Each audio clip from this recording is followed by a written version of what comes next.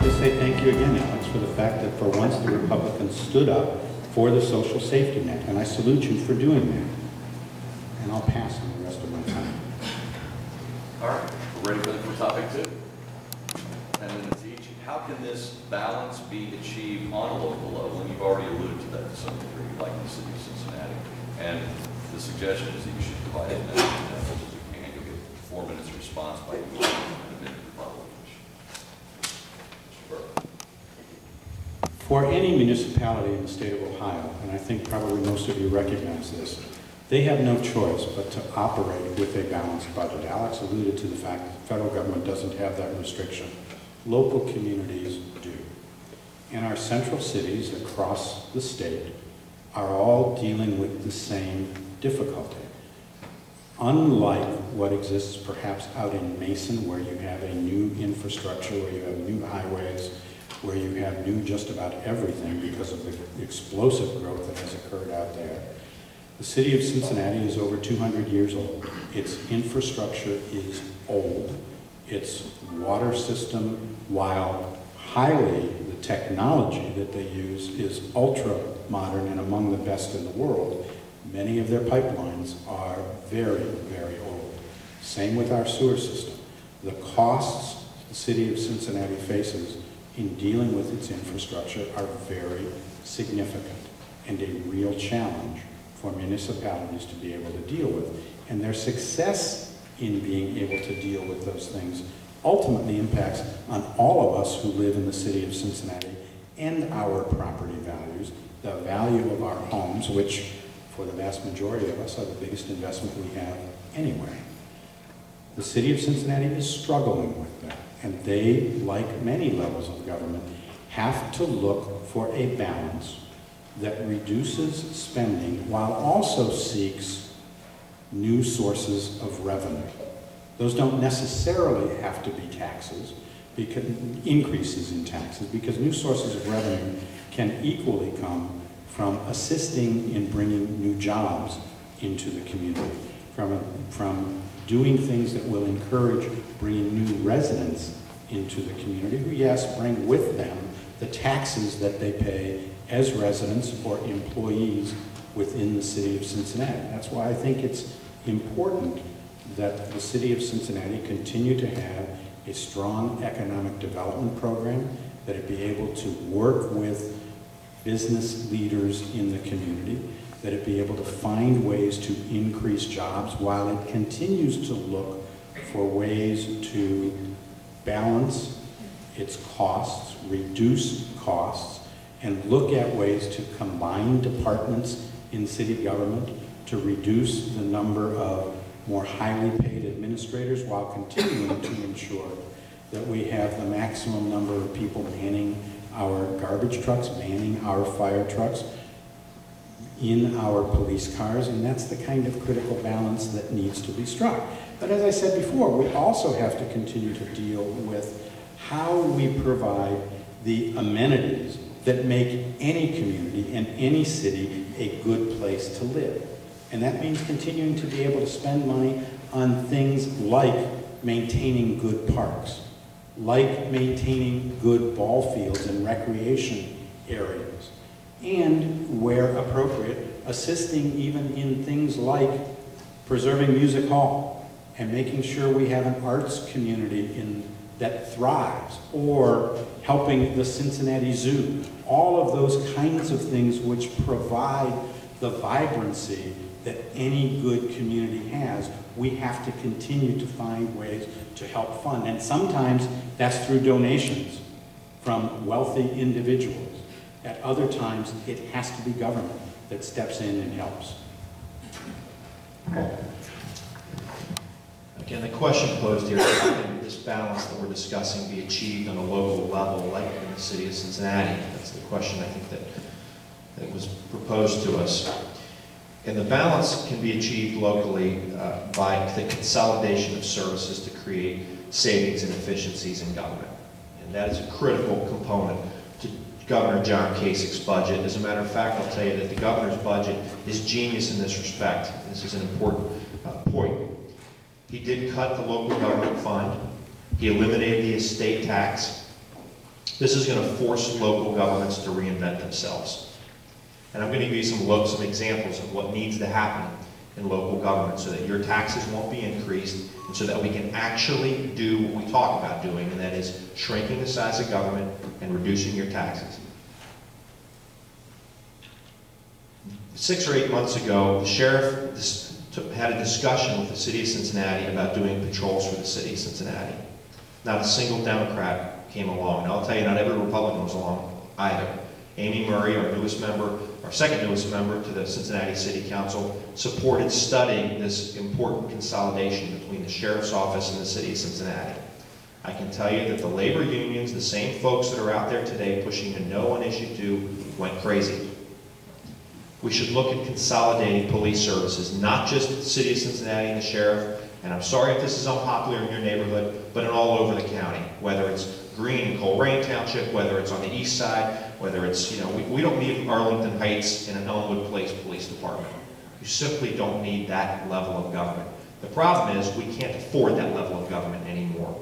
So we should look at consolidating services across the county. I'll give you another specific example. As all of you know, the 3 of us up here are all attorneys. I served in the county prosecutor's office and served as a judge in a couple of different courts.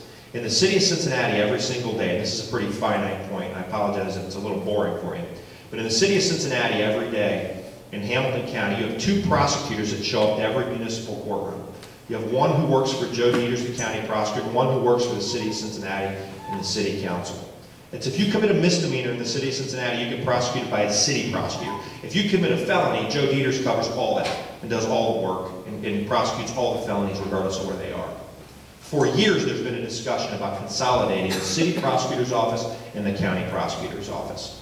Politics have gotten in the way. It's been, the city has insisted that Joe Dieters hire a certain number of folks of a certain racial characterization.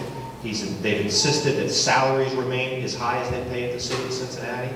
It's been very political. So you have 2 prosecutors with your tax dollars being paid every single day in that court.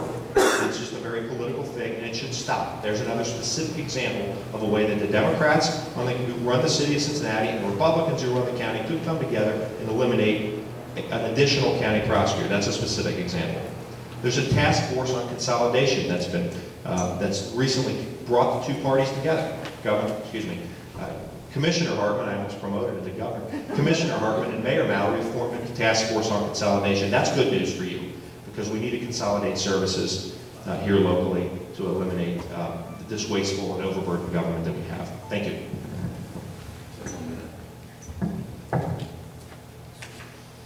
I agree that we ought to be looking at ways to consolidate services. I don't necessarily agree that that includes the prosecutors, and I'm sorry, but in this room, where I don't see much in the way of diversity, there is a role for some decisions in local government to be based on ensuring that our governmental officials look like the population that they serve. And I think that's critically important when it comes to our justice system. And yeah, that means we need to go out of our way to make sure that there are African Americans on the bench and to make sure that there are African Americans who engage in the prosecution of criminals. And I'll stop right there because I want that message to sink in, and I know it's not going to sink in very far with a lot of people in the audience, as it hasn't sunk in very far with my Republican friend.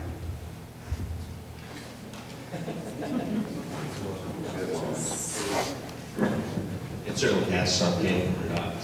We're at the point, of course, well, I'm not going to get into a racial discussion in a minute here. I'll just tell you that we ought to, well, you've started in other places, so it's all right. It is what it is.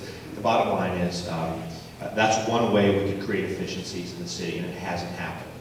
We should not have 2 prosecutors showing up side by side doing the exact same job while you pay their salaries. It just shouldn't happen. You wanted it, you asked for it. The next one, how will SB 5/issue 2 impact balance? 4 minutes each with a minute rebuttal. Senate Bill 5 and Issue 2 has been a a difficult issue because you have to be courageous to stand up for what's actually occurring and why it's true. The first thing you all ought to know, if you don't already, is campaigns are won with money, number one, and bodies, number two, typically. Presidential campaigns, some high-profile Senate campaigns, you know, the issues become important, of course, but money is a huge factor in politics. The Issue 2 crowd, the No on Issue 2 crowd, has over $20 million to spend on television, if you haven't noticed. The Yes on Issue 2 crowd, about $5 million. Why? Because the unions have come in big. So the message being sold to the public right now is a false message, and that is this thing will hurt public safety and all these other various things that are misinformation. Senate Bill 5, frankly, is a classic example of what happens when we try to rein in the size and scope of government. Fear and misinformation run the day. As Tim pointed out, I'm a union kid. I'm proud of it. My father still, to this day, maintains relationships within the UAW. There's a difference between my dad's union and the public sector union. My dad was in a union when the big three automakers were making record profits. The public sector unions, they can share the deficits. Yeah. That's the big difference, and you're not hearing that in this debate.